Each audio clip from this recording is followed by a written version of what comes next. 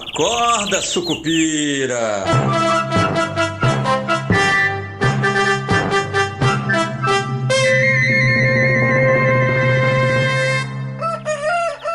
Bom dia, pessoal. Sejam todos muito bem-vindos, sejam todas muito bem-vindas. Eu sou Rodrigo Oliveira, esse é o nosso Acorda Sucupira. Sextou com boa notícia, com o IPCA 15, relatório de política monetária do Banco Central ontem. É um pouco, a gente pode dizer, como eu diria, um pouco para a gente pensar, sabe?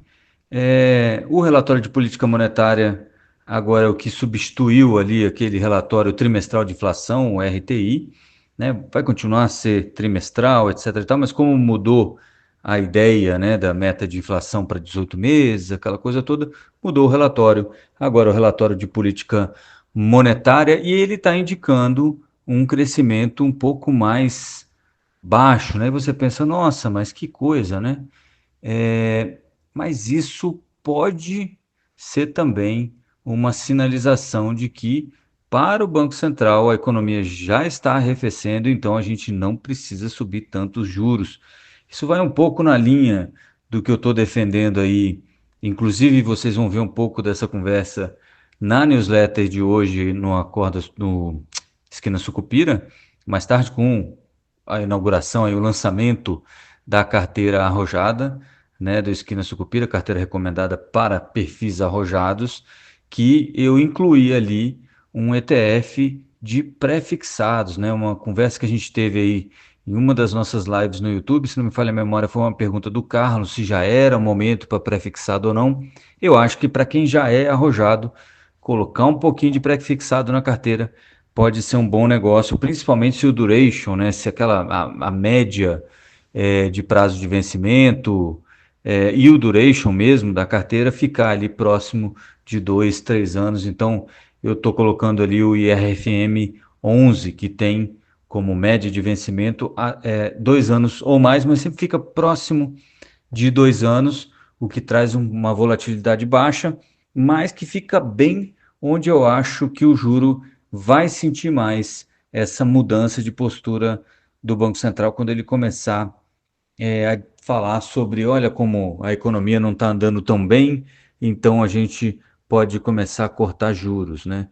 Lembrando que a gente está recém aí, foi agosto que os juros começaram a subir, agosto do ano passado, então, em tese, segundo a literatura econômica mais aceita, você teria aí de 12 a 18 meses para os efeitos da alta de juros começarem a ser sentidos na economia. Esse arrefecimento que a gente tem visto em alguns números, talvez não seja fruto da, como é que a gente fala, da política monetária mais restritiva.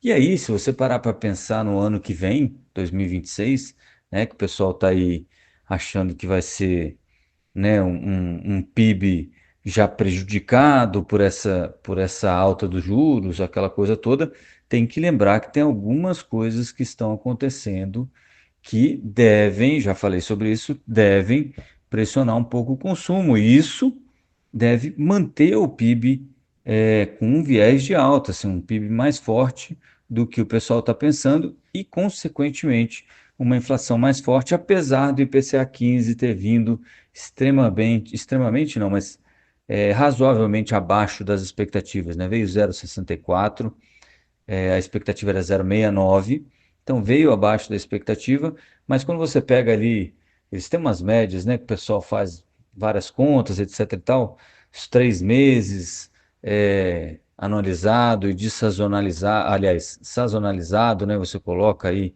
as variações sazonais, você está ainda com uma inflação muito alta, principalmente quando você faz uns recortes aí para serviços, alimentos, aquelas coisas todas. Pois bem, então você ainda tem muita pressão inflacionária, embora, né, o Banco Central esteja aparentemente, tá? Talvez seja um pouco de exagero meu, viés da confirmação, alguma coisa assim. Então é bom ter um pé atrás com isso que eu estou falando agora, que o Banco Central parece um pouco mostrar que, olha, a gente está vendo uma desaceleração econômica, então talvez a gente não precise mais de tantos juros, tá? Eu acho que toda hora o Banco Central está flertando com essa ideia do pombípulo, né?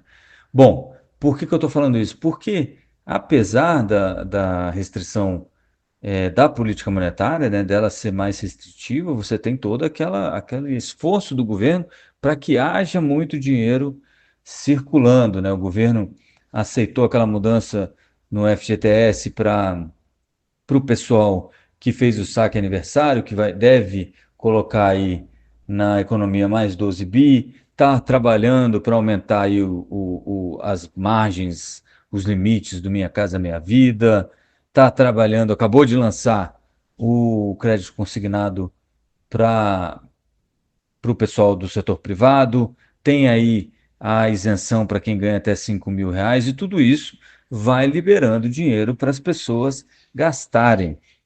E a economia brasileira, muito, é, ela é muito sensível a isso, né? Você tem um efeito marginal sempre que sobra um dinheirinho de ele ir para o consumo, porque você tem uma população empobrecida que ainda precisa consumir e investir ou fazer poupança é algo que ainda demora, né? Você precisa de mais sobra de renda, o que a gente não tem tão fácil nesse Brasil de meu Deus, como diz o outro.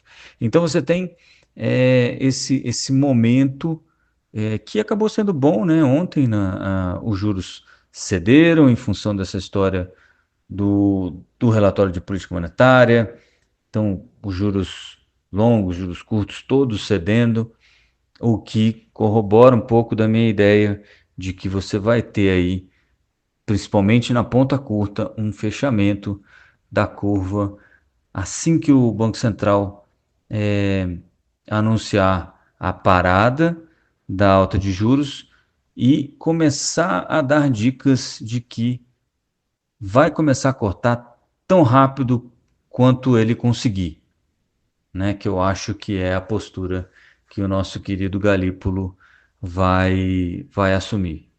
Pois bem, isso também ajuda a bolsa. Então, ontem o pessoal mais ligado aí a parte cíclica, né, da bolsa acabou sendo beneficiado, né? Você teve Magalu e outras empresas aí de varejo subindo razoavelmente bem, né? Magalu subiu 3,60, Pão de Açúcar 4,76 e teve também os frigoríficos, né? Com uma ideia aí de que o Japão pode ser uma nova abertura para a carne brasileira. Então, JBS liderou as altas no Ibovespa ontem, 5,83.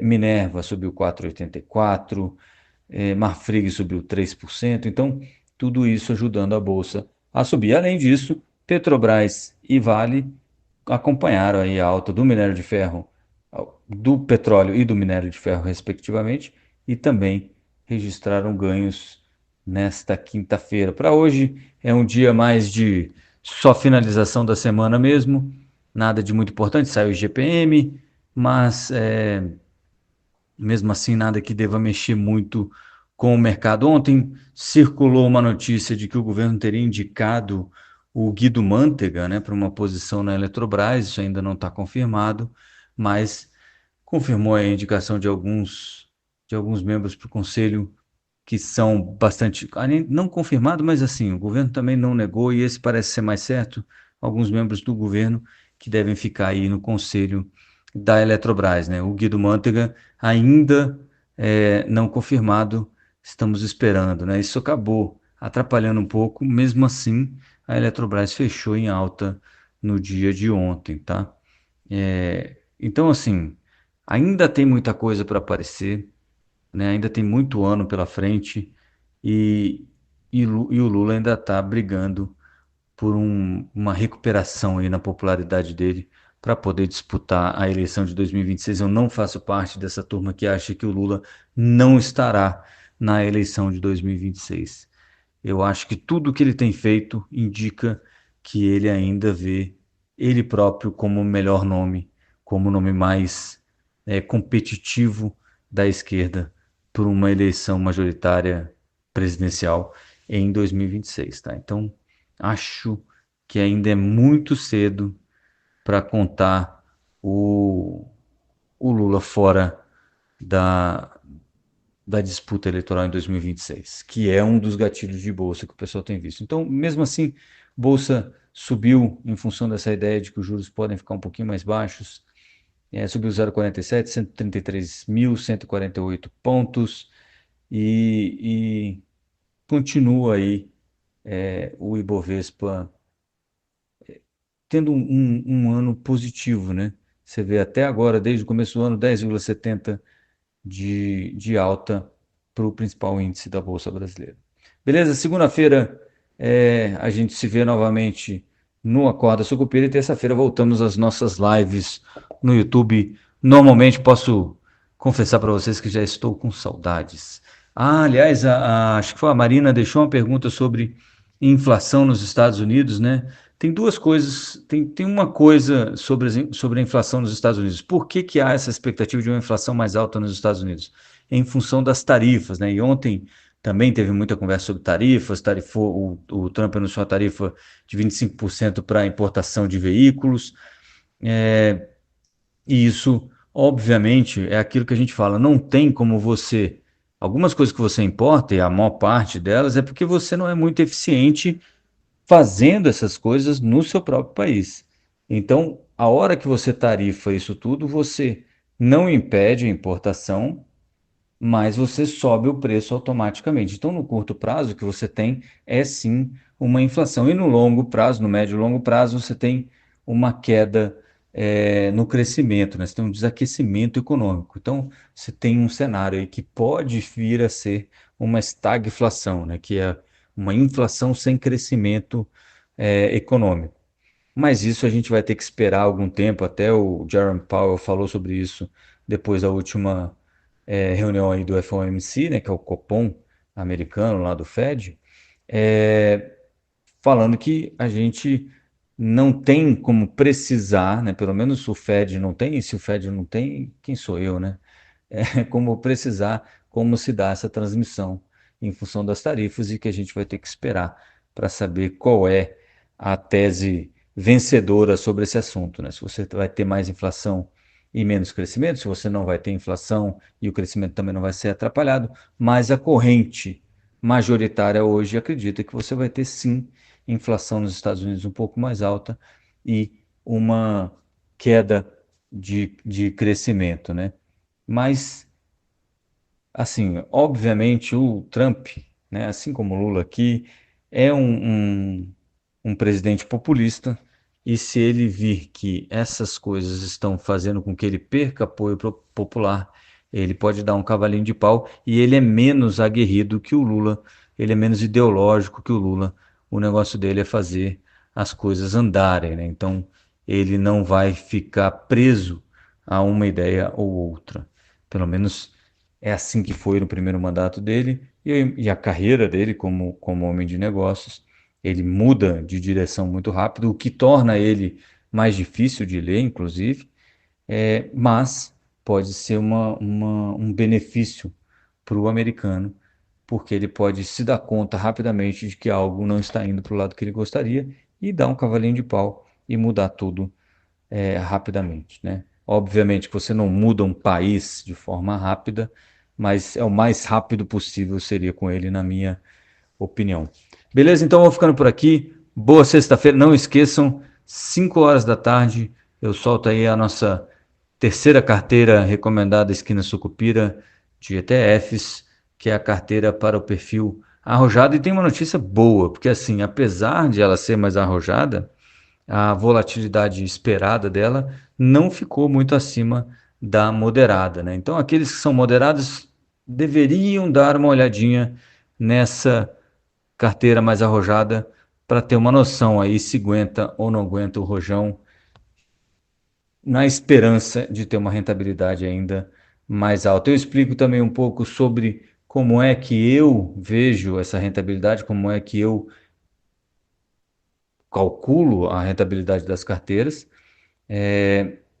Porque teve uma pergunta também no Substack que eu fiquei muito feliz de receber, de verdade. Eu gosto muito quando vocês questionam as coisas que eu estou falando, porque eu acho que é para isso que a gente está aqui, para debater. E eu não estou certo o tempo inteiro, já falei sobre isso, e também não estou errado o tempo inteiro, né? Então é bom que a gente teste e reteste as nossas ideias sempre. Então essa discussão para mim é sempre positiva, tá? Bom, então é isso. Sem querer me alongar muito nessa sexta-feira, eu vou liberar vocês para essa sexta-feira. Bom fim de semana a todos, bons negócios a todos e a gente se vê na segunda no Acorda Sucupira. Beleza? Até lá, avante Sucupira. Acorda, sucupira!